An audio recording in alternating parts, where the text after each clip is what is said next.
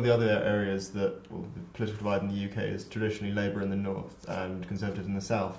And do you think this sort of political and social divide between the north and south is becoming greater in the UK in recent years? Yes, to a degree. I mean, all I would say is when people talk about, and I say this as a northerner, there's sometimes this idea of the kind of booming south and the downtrodden north, but you know, London has some of the worst child poverty in the whole country. The poorest region in Britain is Cornwall, which is in the southwest. And some of the areas with the worst poverty pay are places, you know, the worst is outside Bristol. There's other places in Greater London. So, you know, and in the north there are prosperous areas. George Osborne, the Chancellor, represents a seat in Cheshire. And you know, Nick Clegg, the Liberal Democrat MP, represents a seat, one of the richest seats outside the southeast in Sheffield Hallam. So it's complicated, that, but certainly politically there's a big division, has been for a long time, and also things like infrastructure projects. The south gets far more. We also have an economy geared around the city, which is the financial sector, which is of course located in London and supported, you know, in terms of industries in the southeast. So that distorts the economy in favour of the southeast. Areas like the northeast were hammered by deindustrialisation, the failure to replace those jobs with new skilled, secure jobs instead, and also the lack of infrastructure spending up in places like the northeast. So there's a big division, yes, and that's being accelerated. George Osborne, the government are trumpeting the idea of a northern powerhouse in terms of devolution, but in practice they're devolving cuts.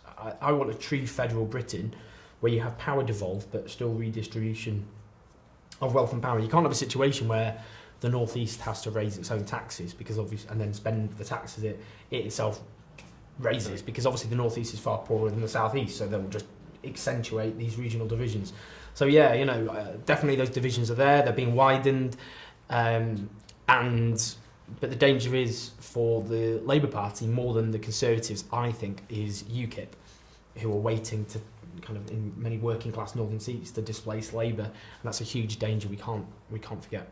You've come here to speak about the not just that, well, there was the north-south divide in the UK, but there's also a wealth gap emerging in the UK. I was wondering what you think about that and how you think it could be dealt with. Well, there's all sorts of I mean, you know, we've got, you know, the fact that the wealth of the richest 1,000 Britons doubled during this great economic recession and trauma that Britain has just gone through, whilst the workers went through the longest fall in their income since the Great Depression. You know, you can see the disparity there, but I suppose in terms of, I mean, there's assets, wealth, and then there's obviously income.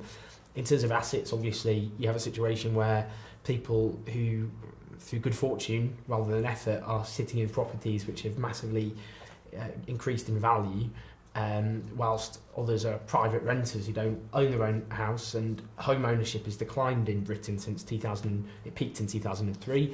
Under the Conservatives, it's gone down by 250,000, and for younger people, it's collapsed by 40% for those under 34. So there's a big division there.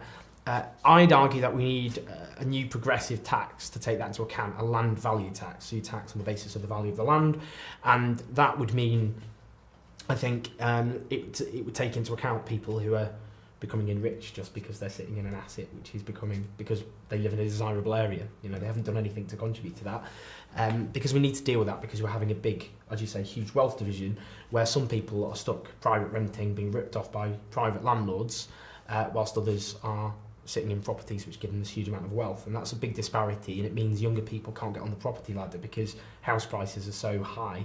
It's impossible for them to get the deposit down and a mortgage. They can't afford to do that, so they'll be stuck. A lot of them, they'll be private renting for the rest of their lives at this rate, and so we need to deal with that, and I think a land value tax is one way of tackling that disparity in assets. Yeah, and do you think that possibly banning or restricting the buying of property for foreign sort of Russian oligarchs, Saudis, etc. in London is a way to go about this? I think certainly massively increasing taxes on that, because at the moment what happens is, you know, I don't know the latest figures, but I know a couple of years ago or so, 80% of new build properties in central London were being bought by foreign buyers, and what's been happening is they're just left vacant. You know, they're just there because they're an asset, and they're waiting for their value to rise. That's what they're doing. It's a way of making money. It's an investment rather than something to house people. And 1 in 4 young Londoners grow up in an overcrowded home, and it has a huge impact on their health, their education, their well-being. So I'd like to see lots of things. I'd like to see councils being able to build housing again like they used to. I'd like to see the private rented sector regulated properly, with rent increases regulated as well. I'd like to see a land value tax. I'd like to see the stamp duty, which you have in Britain when you buy property, abolished in favour of a land value tax, which would also replace council tax. And I'd like to look at foreign ownership as well.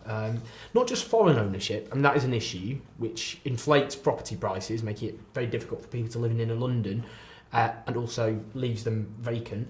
But also I think there is an issue with Britain owning second homes in places like Cornwall, because what happens is you get, in the winter, you'll get in North Cornwall entire communities suddenly desolate because they don't have people living there, and the local businesses have obviously a collapsing revenue. So maybe it's worth investigating in those situations, increasing taxes on second homes as well, because you get people with multiple properties whilst some have no property at all, and that has a distorting effect on the economy.